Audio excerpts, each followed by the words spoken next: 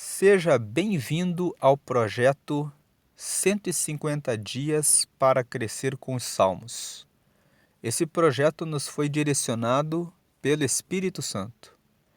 E por que o Espírito Santo trouxe esse projeto para nós? Porque Deus ama quem tem comunhão com Ele. Quanto mais perto dele você está, mais Ele fala com você. Como o livro de Salmos tem 150 textos, você tem 150 dias para aprofundar o relacionamento com Deus. Cada salmo pode ser lido em um dia. Então você pode ler durante 150 dias uma palavra nova que vai trazer um ensinamento, que vai revelar a experiência que aquele salmista que escreveu aquele salmo teve com Deus e que ele compartilhou naquele texto que ele escreveu e que vai me ajudar, que vai ajudar você a ter mais contato com Deus. E o livro de Salmos, ele começa com o Salmo de número 1, onde ele dá a orientação para receber sucesso na vida. Se você quer ser bem-sucedido, o Salmo de número 1 fala: fuja do caminho dos ímpios, não se detenha no caminho dos pecadores e não sente na roda dos escarnecedores, mas leia a palavra de Deus dia e noite e coloque em prática. Porque quando você faz isso, você é como uma árvore plantada junto a um ribeiro de águas, cujas folhas nunca secam e que dá o seu fruto na estação própria. Mas os ímpios não são assim.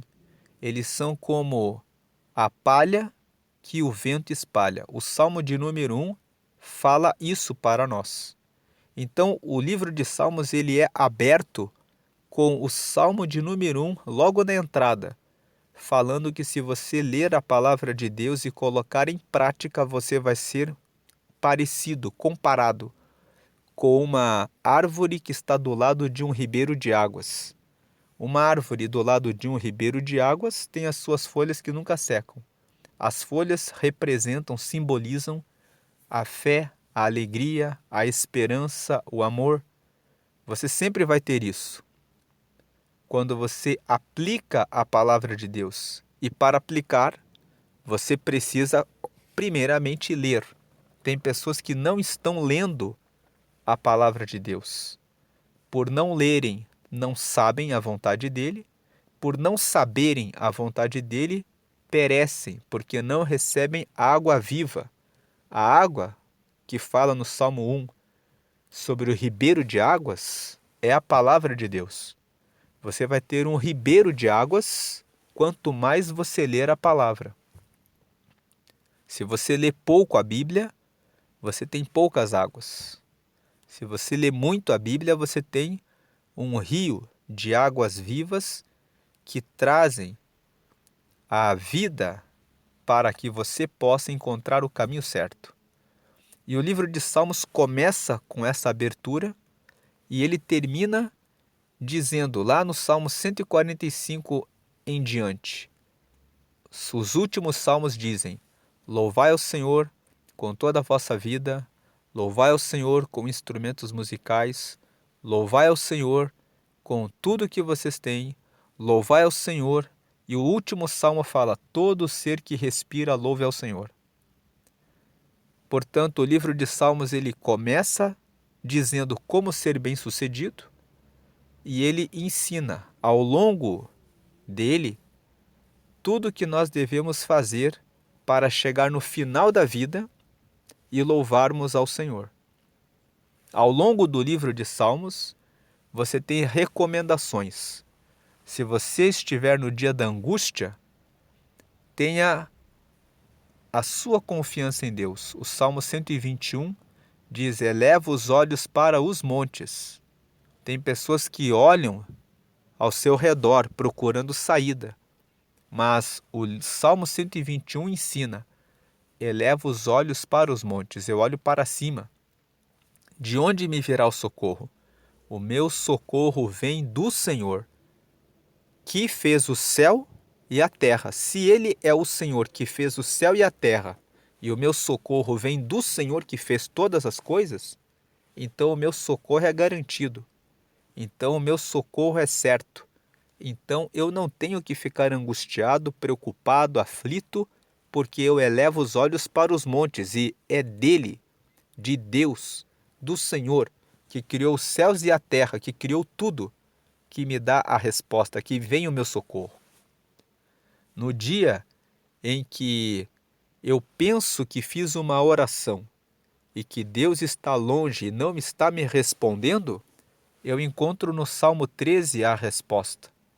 Ali o rei Davi fala: até quando o Senhor não escutará a minha oração? Até quando eu clamarei e tu não me responderás?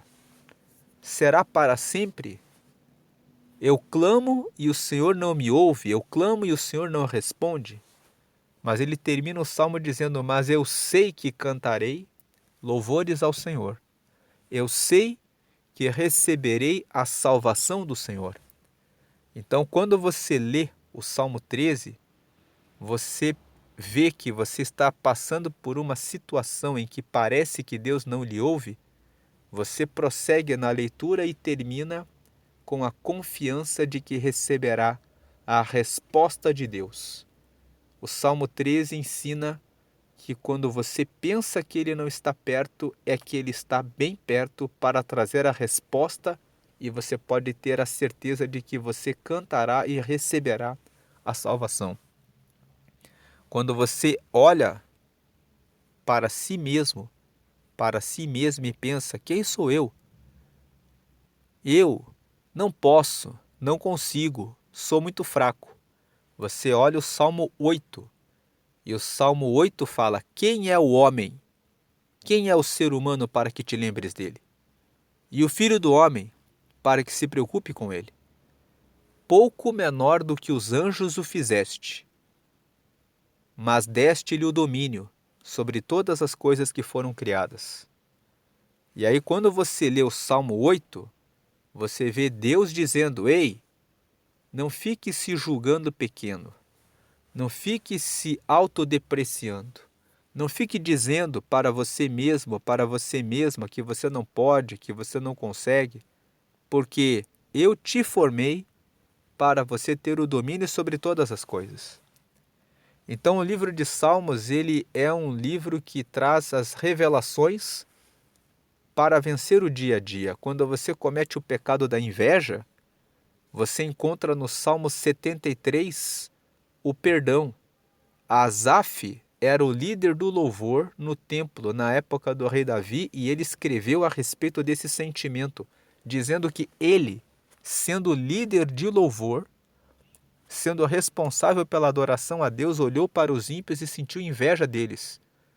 E depois ele disse: Deus, eu fiquei com inveja, porque eles prosperam e parece que não acontece nada de mal para eles, até que eu entrei no santuário.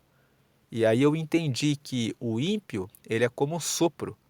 De repente ele passa.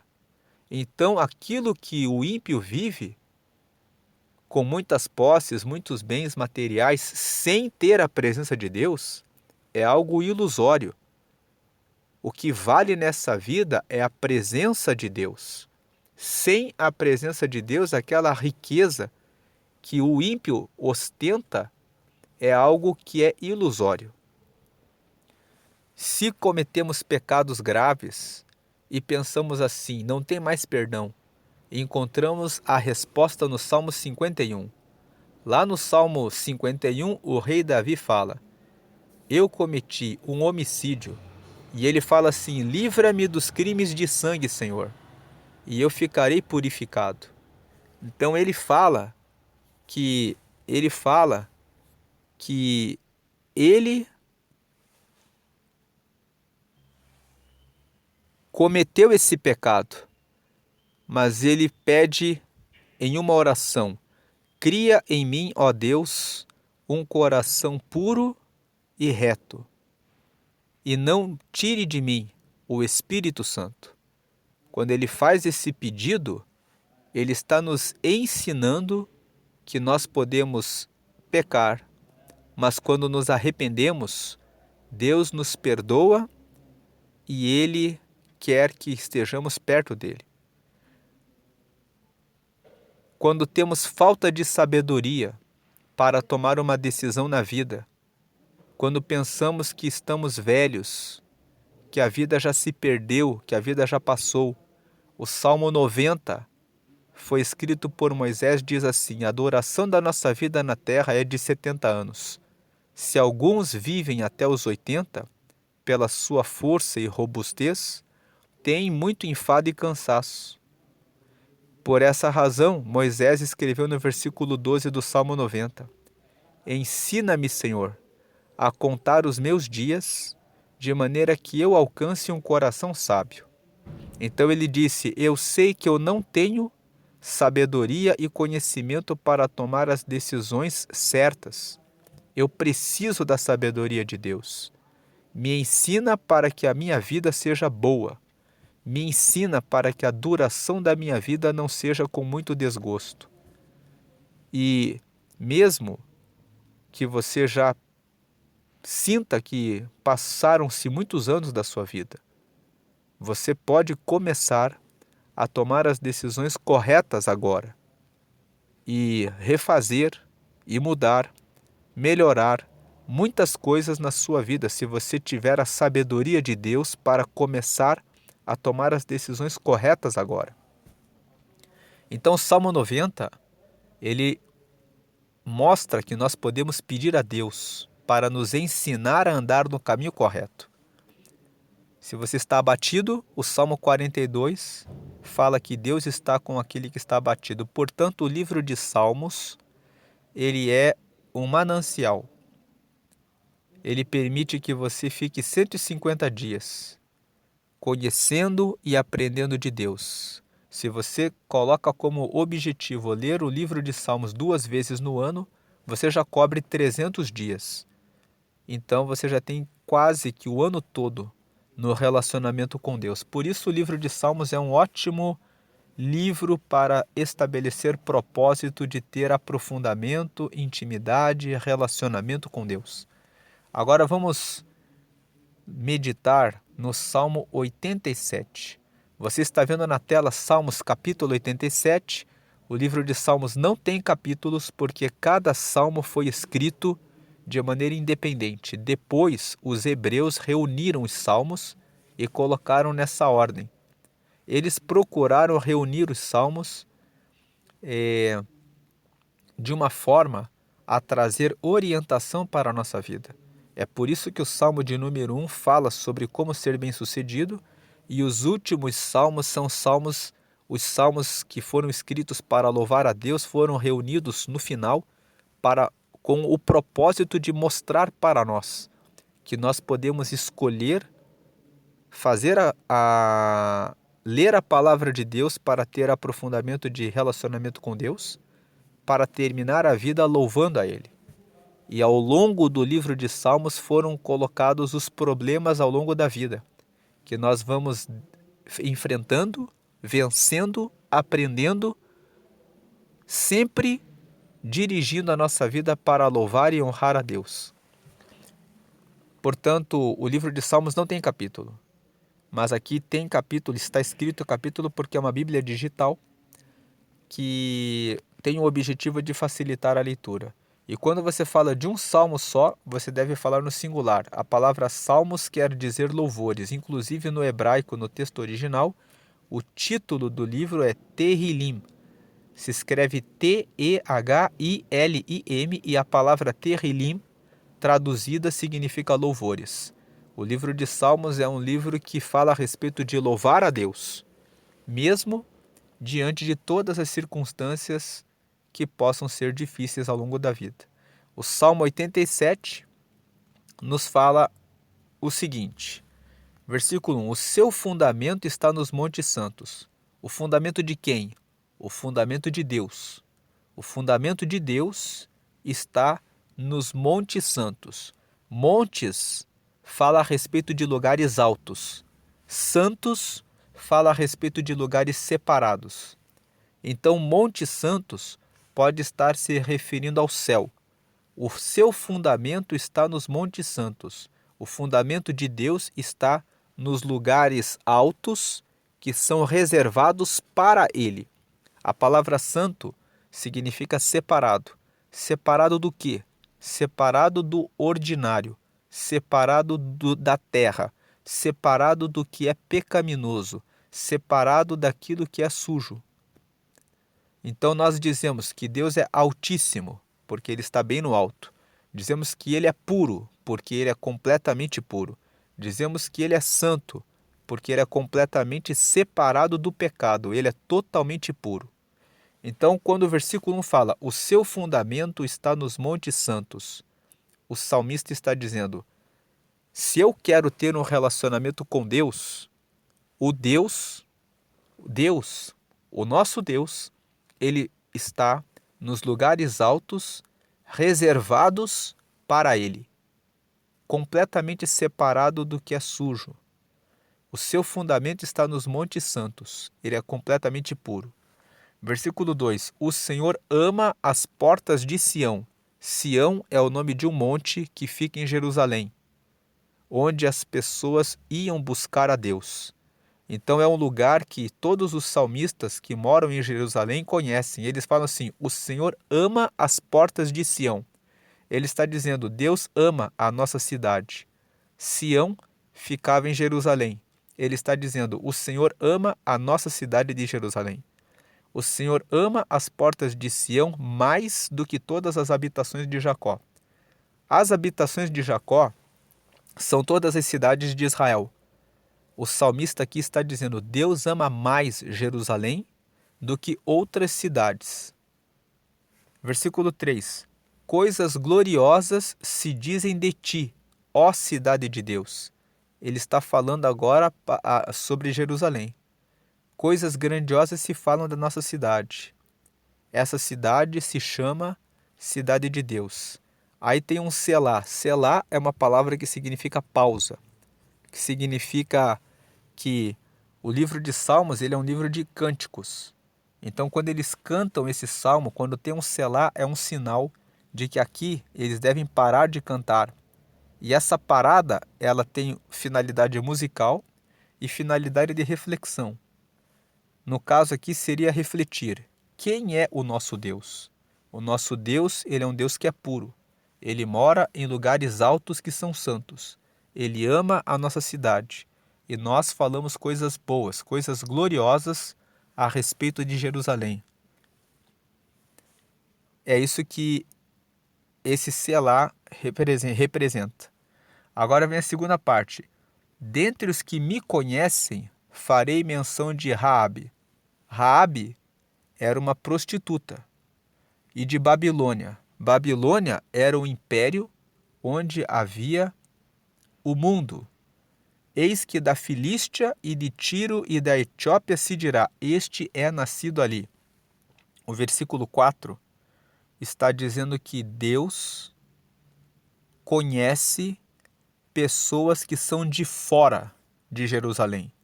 A primeira parte, o versículo 1 até o versículo 3, ele está dizendo que Deus, que o fundamento de Deus está no céu, que Deus ama Jerusalém. A segunda parte, que é o versículo 4, que está em verde, ele fala que Deus ama também os outros povos, as outras nações. Porque muitas pessoas dizem, Deus só ama os israelitas. Deus só ama nós, só ama Jerusalém. Mas o salmista está dizendo aqui, ele está esclarecendo. Deus ama Jerusalém, mas Deus ama também todos os povos. Deus não discrimina ninguém. Tanto que Raabe era uma prostituta. E ela está aqui. Dentre os que me conhecem, farei menção de Raabe. Ou seja, eu vou falar a respeito da Raabe. E da Babilônia, da Filístia, de Tiro e da Etiópia se dirá, este é nascido ali. Ou seja, Deus vai dizer, é como se eles tivessem nascido em Jerusalém também. É como se eles também são meus filhos. Agora o versículo 5. E de Sião se dirá, este e aquele nasceram ali, e o mesmo Altíssimo a estabelecerá. Então nós vamos falar a respeito de Jerusalém. Sião é o monte. Nós vamos dizer de Sião, este e aquele. Este são os nascidos em Jerusalém, e aquele são esses que são dos outros povos. Então vai se dizer de Sião que todos os que estão com Deus nasceram ali. E o mesmo Altíssimo, ou Altíssimo é Deus, o próprio Deus, vai estabelecer a cidade de Sião. Agora, versículo 6. O Senhor, ao fazer descrição dos povos, dirá, este é nascido ali. Quer dizer, Selá, quer dizer, é Deus que define quem está ou não com ele. Deus não faz acepção de pessoas. Deus não vai dizer, esse daqui é do Egito, aquele lá era isso. A Raabe era uma prostituta, então não vai ser do meu povo. Todos os que se arrependerem e quiserem ter um relacionamento com Deus, Deus vai descrever, vai dizer, é um nascido de mim. Vai considerar como povo seu. Então o selá aqui no versículo 6 é, Deus não discrimina ninguém.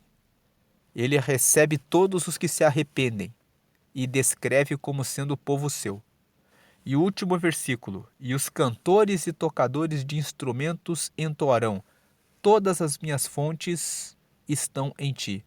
Então no final, todos vão dizer, a minha vida, quando ele fala de minhas fontes, ele fala, a minha vida está em Deus, está no Senhor. No final, todos vão honrar, cantar, tocar instrumentos e louvar a Deus, dizendo o que importa é que a minha vida, toda a minha vida, está em Deus. O Salmo 87, portanto, é um salmo que quando você se sente discriminado, quando você sente que foi separado da igreja, quando algumas pessoas dizem que você não pode fazer parte do reino de Deus, quando alguém quer apontar o dedo para você e dizer, você foi uma prostituta. Raabe aqui, no versículo 4, ela era uma prostituta, mas Deus contou ela, dizendo assim, essa é nascida ali. Quando fala aqui da Babilônia, Babilônia era um lugar onde havia todo tipo de prostituição, adultério, todo tipo de pecados. Então o Salmo 87 está dizendo, o versículo 1, o seu fundamento está nos montes santos. Deus, ele é altíssimo, ele é bem alto, mas ele também é muito bondoso. Ele recebe todos os que se arrependem e ele conta como seu povo. Todos aqueles que, mesmo não sendo israelitas, voltam-se para ele. E se você hoje quer, independente do que você fez, se arrepender dos seus pecados e se tornar um filho de Deus, uma filha de Deus, você pode fazer uma oração reconhecendo que Jesus é o teu Salvador. Quando você fala que você recebe Jesus como Salvador, você está dizendo, eu sei que tenho pecados. E sei que quando ele morreu na cruz e o sangue dele caiu naquela cruz, aquilo foi para me perdoar. E quando você faz isso, Deus recebe você como filho, como filha dele. Você é contado como os habitantes de Sião, como aqueles que estão com ele.